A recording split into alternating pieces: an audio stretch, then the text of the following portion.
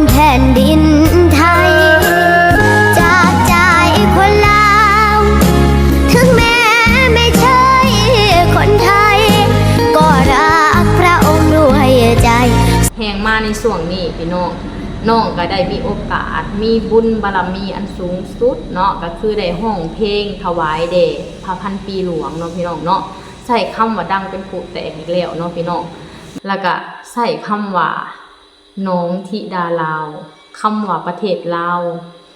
คำว่าคนลาวก็ดังไปพร้อมกับเพลงที่น้องห้องเนาะประเทศลาวก็เป็นที่หูจักของคนทั่วโลกผ่านบทเพลงนี้เนาะพี่น้องสบายดีพี่น้องสวัสดีค่ะพี่น้องจ้ามื้อนี้มาพบกับซ่องเจ้าหลานชาแนลอีกแล้วเด้อมาพบมาพ่อกับสละอยู่เพื่อนเด้อพี่น้องมื้อนี้สละก็ไปเกี่ยวเขามาเนาะพี่น้องเนาะไปเกี่ยวเขาหน้าสละนั่นเองเนาะพี่น้องเนาะเดี๋ยวมื้ออื่นสละสิเปิดคลิปแล้วก็ถ่ายรีวิวให้พี่น้องเบิ่งเนาะพี่น้องว่าหน้าสละก็เพิ่งสิเกี่ยวมื้อนี้เป็นมื้อแรกเนาะพี่น้องมื้ออื่นก็เป็นมื้อที่2เนาะพี่น้องเนาะมื้อนี้ก็มาพบมาพ่อกับสละอยู่เพื่อนเนาะมาพบมาพ่อกันตอนค่ำๆเนาะพี่น้องเนาะตอนนี้ก็อาบน้ำอาบในเป็นทีเรียบร้อยแล้วเตรียมสินอนเนาะพี่น้องหลังจากที่กลับมาจากนาเนาะพี่น้องเนาะก็มากันมาเห็ดคงอยู่คงกินข้าวแล้วก็อาบน้ำอาบในก็เตรียมสินอนมื้ออื่นก็ไปสู่งานต่อไปเกี่ยวข้าวต่อเนาะพี่น้องเนาะช่วงนี้ก็เป็นช่วงที่ฤดูเกี่ยวข้าวเนาะยังบ่ทันได้แล้วเนาะพี่น้องเกี่ยวข้าวมื้อนี้ก็ฝนตกค่ำพี่น้องจ๋าช่วงเกี่ยวข้าวดอฝนบ่ตกค่ำเนาะพอมาช่วงเกี่ยวเขากลางฝนตกเนาะพี่น้องตกทุกมื้อเลยเนาะพี่น้องเนาะเมื่อนี้ก็แบบเกี่ยวเขาแข่งฝนนะพี่น้องแต่ก็ยังดีว่าตกไปบ่ดุนเนาะตกไปแป๊บหนึ่งก็หยุดเนาะพี่น้องเนาะหลังจากนั้นก็มีแต่แดดนะพี่น้องจะฟังเบิ่งว่ามื้ออื่นสิได้กู้บ่เนาะพี่น้องคนสลากะพยายามเกี่ยวเป็นกำน้อยๆแล้วก็ตากพึ่งลมไว้นะพี่น้องเพื่ออย่าให้มันแห้งนะพี่น้องการเฮ็ดไร่เฮ็ดนานี่ก็ลำบากเนาะพี่น้องเนาะยามดำก็บ่มีน้ำต้องดูดใส่ย่ำเกี่ยวเนี่ยก็ฝนตกทำพี่น้องแบบโอ้ยฝ่าฝนอากาศบ้านสละบ่ว่าแต่บ้านสละอยู่ไสก็เป็นคือกันเนาะคล้ายๆฝนลงฤดูนะพี่น้องย่ำเกี่ยวฝนตกย่ำดำเนี่ยบ่มีฝนนะพี่น้องต้องสู้กันต่อไปเนาะพี่น้องเนาะคำว่าชีวิตเฮาต้องสู้กับปัญหานะพี่น้องว่าสิเกิดอีหยังขึ้นเฮาต้องหาทางออกให้มันได้เนาะพี่น้องเนาะโอเคพี่น้องมื้อนี้สละก็อยากมาเว้าเกี่ยวกับเด็กลาวคนหนึ่งเด็กน้อยลาวคนหนึ่งแบบความสามารถแบบว่าเต็มเปี่ยมเนาะพี่น้องแบบยกโป้ให้เลยเนาะพี่น้องเนาะก็คือสิบ่แม่นคนอื่นคนไกลดอกพี่น้องณทุกมื้อนี้ก็คือมีแต่น้องธิดาลาวที่เป็นกระแสฝั่งไทยเนาะพี่น้องเนาะบ่ว่าสิเฮ็ดอีหยังก็แบบเป็นอันว่าโด่งดังนะพี่น้องน้องธิดาลาวนี่ก็เป็นเด็กน้อยแขวงสวรรณเขตเนาะไปโด่งดังเป็นศิลปินอยู่ฝั่งไทยจากค่ายเพลงของพ่อครูศรีวิไลเนาะพี่น้องเนาะน้องก็ได้มีโอกาสได้ไปห้องเพลงอยู่ฝั่งไทยได้มีโอกาสได้ไปแบบร่ำเรียนอยู่ประเทศไทยนะแล้วก็มีบุญวาสนาได้ไปเป็นลูกบุญธรรมของคนไทยก็คือเจ้าของค่ายเพลงเนาะพ่อครูศรีวิไลก็ได้รับน้องไปเป็นลูกบุญธรรมเนาะคืออย่างน้องธิดาลาวเนี่ยก็บอกเลยว่าเป็นเด็กน้อยที่มีพรสวรรค์มีพรแสวงมีความสามารถมีน้ำเสียงที่เป็นเอกลักษณ์เนาะพี่น้องเนาะเสียงนี่ไพเราะเสียงนี่ม่วนแล้วก็มีหน้าตาอันสะสวยเนาะพี่น้องน้องก็โด่งดังมาจากเพลงหอบฝันข้ามโขงเนาะพี่น้องเนาะน้องธิดาลาวเนี่ยก็บอกเลยว่าเป็นเด็กน้อยลาวอีกคนหนึ่งที่เก่งแล้วก็มีความสามารถเนาะพี่น้องหอบความฝันของเจ้าของข้ามมาฝั่งไทยเพื่อมาสานฝันเนาะอยากมีบ้านอยากมีรถอยากมีชีวิตที่ดีให้พ่อให้แม่นะพี่น้องหลังจากที่น้องห้องเพลงหอบฝันข้ามโขงแบบว่าดังเป็นผู้แตกแล้วน้องพี่น้องณตอนนี้ใส่เข้ามา2 ล้านกว่าวิวแล้วน้องพี่น้องน้องก็ได้ห้องเพลงของแม่ฮันนี่เนาะกับอีก3เพลงน้องพี่น้องเนาะก็เฮ็ดให้น้องแบบว่ามีคนหูจักเพิ่มขึ้นเนาะมีแฟนคลับมีแฟนเพลงมี FC มีพ่อแม่ FC เพิ่มขึ้นเนาะมีคนที่หักและเอ็นดูน้องเพิ่มขึ้นนะพี่น้องบอกเลยว่าณตอนนี้บ่มีไผบ่ฮู้น้องธิดาลาวศรีวิไลเนาะพี่น้องเนาะแห่งมาในช่วงนี้พี่น้องก็ได้มีโอกาสมีบุญบารมีอันสูงสุดเนาะก็คือได้ห้องเพลงถวายแด่พระพันปีหลวงเนาะพี่น้องเนาะใส่ ส่คำว่าดังเป็นผู้แตกอีกแล้วเนาะพี่น้องบอกเลยว่าเด็กน้อยคนนี้เป็นคนที่มีบุญมีบารมีแห้งเนาะพี่น้องเนาะ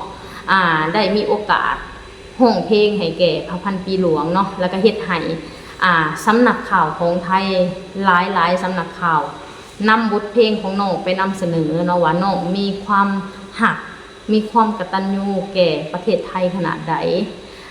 น้องถ่ายทอดออกมาจากเสียงเพลงนะพี่น้องบอกเลยว่าเป็นเพลงที่แบบมีคุณภาพอีกเพลงหนึ่งบอกเลยว่าเพลงนี้ค่ะดังทั่วโลกแน่นอนเนาะพี่น้องจากการห้องของน้องธิดาลาวแล้วก็จากการแต่งเพลงของพ่อครูศรีวิไลเนาะพี่น้องเนาะคนแต่งเพลงก็เก่งคนห้องเพลงก็ม่วนเนาะพี่น้องถ่ายทอดออกมาจากจิตวิญญาณของคนลาวที่มีความจงรักภักดีต่อประเทศไทยต่อพระองค์พระพันปีหลวงของไทยเนาะพี่น้องเนาะเป็นตัวแทนของคนลาวหลายๆคนได้เลยเนาะพี่น้องเนาะโดยเฉพาะของสลาเนาะสลาก็เป็นอีกคนหนึ่งที่มีความจงรักภักดีมีความหักในพระพันปีหลวงเนาะมีความหักประเทศไทยเนาะพี่น้องเนาะโอเคพี่น้องสลามีคลิปมาให้พี่น้องเบิ่งเนาะว่าทางสำนักข่าวไทยเอาน้องไปลงแล้วก็เว้าถึงน้องแบบใดเนาะพี่น้องแล้วก็ไปฟังเพลงบางช่วงบางตอนของน้องเนาะพี่น้องสลาก็ขออนุญาตนำคลิปนำเพลงมาเผยแผ่บางช่วงบางตอนเท่านั้นเนาะพี่น้องเพราะสลาก็ยันแบบละเมิดสิทธิ์ของเพิ่นเนาะพี่น้องเนาะโอเคพี่น้องเดี๋ยวไปฟังเพลงแล้วก็ไปเบิ่ง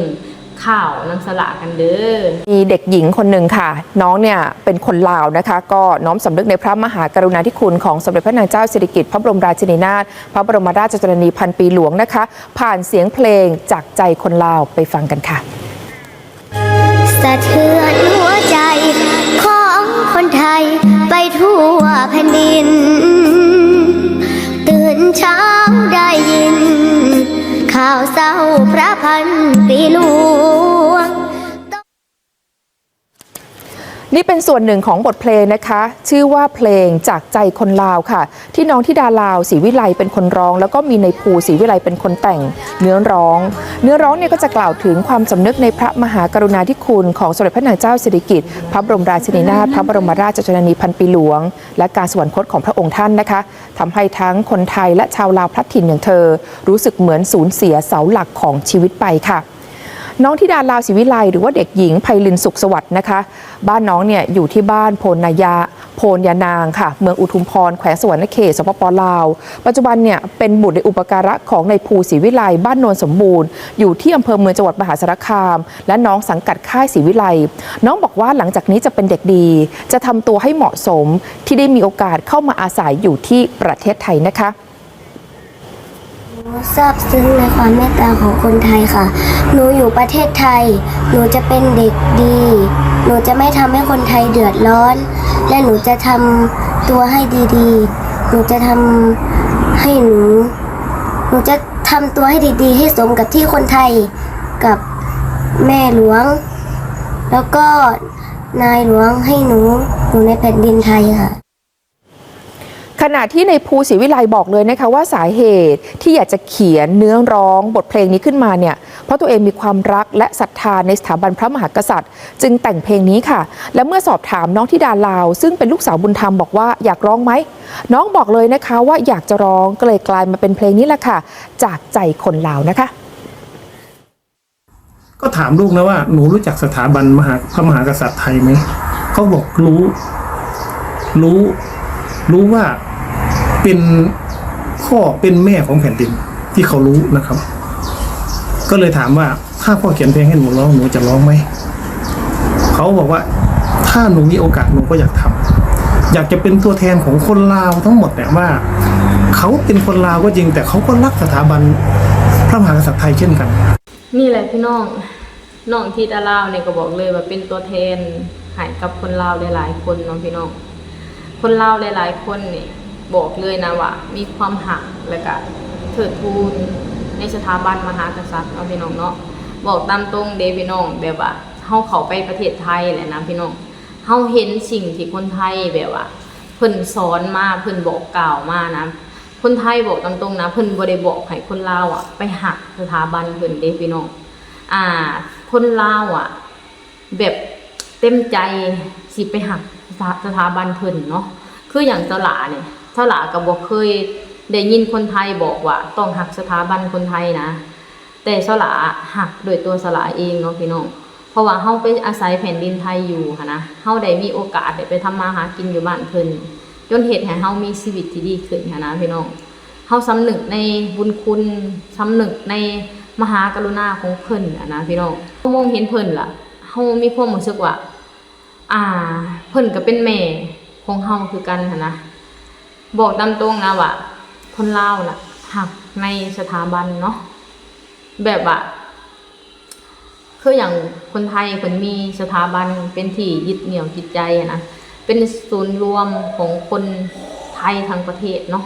คล้ายๆแบบว่าเปรียบใส่ครอบครัวกะมีพ่อมีแม่ที่ดีค่ะนะคอยสอนลูกๆคอยช่วยเหลือลูกๆคอยแบบว่าดูแลลูกๆเป็นอย่างดีค่ะนะพี่น้องแบบว่าเป็นที่ยึดเหนี่ยวจิตใจค่ะนะแบบว่าถึงบ่มีสถาบันอยู่บ้านเจ้าของแต่เฮาเห็นสถาบันอยู่ฝั่งไทยนะพี่น้องเฮาเห็นแล้วเฮามีความอบอุ่นเฮาเห็นแล้วเฮามีความหักถึงบ้านเจ้าของบ่มีแต่เฮาก็ไปอาศัยบ้านเพิ่นแล้วเฮามีความผูกพันแล้วเฮามีความหักในสถาบันของเพิ่นนะพี่น้องมีความรู้สึกว่าเฮาก็คือลูกคือหลานของเพิ่นนะอันนี้เว้าตามตรงเนาะพี่น้องเนาะจากความรู้สึกของสลาเด้คืออย่างน้องที่ดาลาวนี่เพิ่นเป็นเด็กหน่อย11ปีเนาะแต่ความรู้ของเพิ่นนะความรู้ของน้องความฉลาดลักแหลมของน้องนะแบบว่าเรียนรู้แบบรอบตัวเนาะบอกตามตรงนะว่าน้องเป็นคนที่เก่งเนาะมีไหวพริบที่ดีเป็นสิ่งที่เฮ็ดให้คนลาวหลายๆคนนี่แบบปลื้มปิติเนาะคืออย่างเรื่องลาวนี่พี่น้องทางสำนักข่าวไทยทางคนไทยกล่าวถึงคนลาวเว้าถึงน้องเป็นตัวแทนของคนลาวเป็นตัวแทนของคนลาวทั้งประเทศที่มีจิตใจที่หักประเทศไทยหักสถาบันมหากษัตริย์ของไทยเนาะถ้าหากว่าบ่มีประเทศไทยคนลาวที่ด้อยการศึกษาคนลาวที่บ่มีความสามารถคนลาวที่อยู่ในชนชั้นคนยากจนสิบ่สามารถลืมตาอ้าปากได้เลยเนาะพี่น้องเนาะต้องขอบคุณประเทศไทยหลายๆเนาะที่หักคนลาวให้โอกาสคนลาวก่อนประเทศอื่นเสมอเนาะสลากับเป็นอีกคนหนึ่งที่แบบเห็นแล้วซาบซึ้งหัวใจเนาะสลาถึงอยากให้ไทยกับลาวเนี่ยมีความแบบสามัคคีกันมีความหักกันแบบนี้ตลอดไปนะพี่น้องเพราะว่าประเทศไทยเป็นประเทศที่มีพระคุณเป็นประเทศที่หักประเทศลาวเนาะสลากซาบซึ้งในความมีน้ำใจของคนไทยเนาะเห็นข่าวแต่ละข่าวบ่ว่าที่ส่งทางใดก็ตามเขาเจ้าก็สิเว้าถึงประเทศลาวมีแต่เรื่องดีๆเนาะคืออย่างพี่น้องไทยมาเฮ็ดคลิปอยู่ฝั่งลาวมาช่วยเหลือคนลาวบ่ว่าสิเป็นช่องทางใดเนาะบ่ว่าสิผ่านสายบุญบ่ว่าสิเข้ามาช่วยเหลือด้วยตัวเองเนี่ย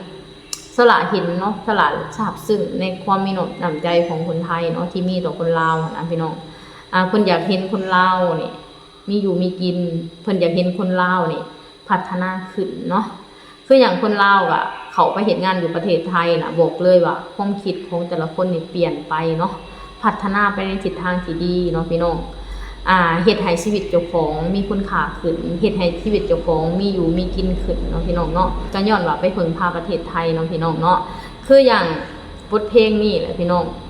ฟังเต็มๆนี่ก็บอกเลยว่าเป็นเพลงที่กินใจแล้วก็มีเนื้อหาแบบว่าสุดยอดเนาะคืออย่างน้องที่ดาลาวนี่ก็ถ่ายทอดออกไปนี่แบบว่าแทนใจคนลาวแบบหลายล้านดวงเนาะที่มีความคิดแบบเดียวกันนะพี่น้องและเฮ็ดให้คนทั้งโลกฮู้ว่าคนลาวเด็กน้อยลาวคนนี้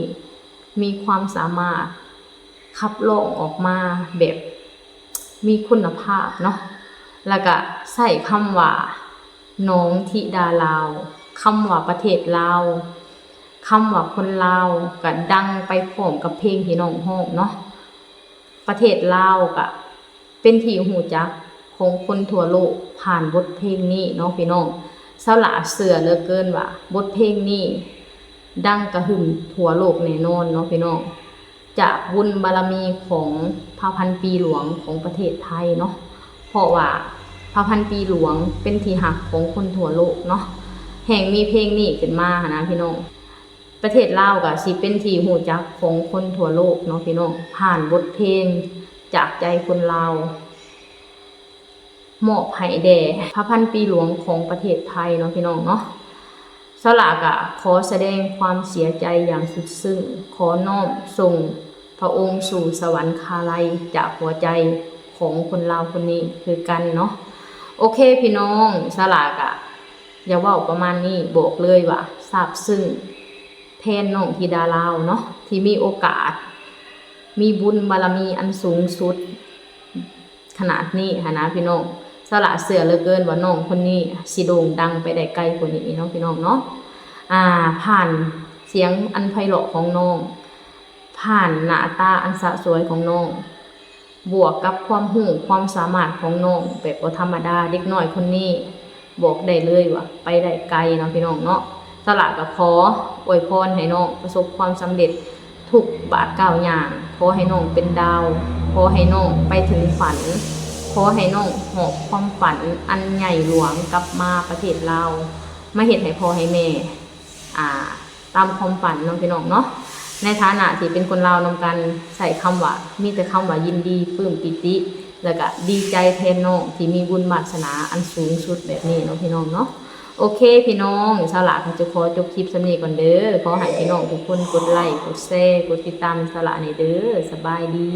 สวัสดีค่ะ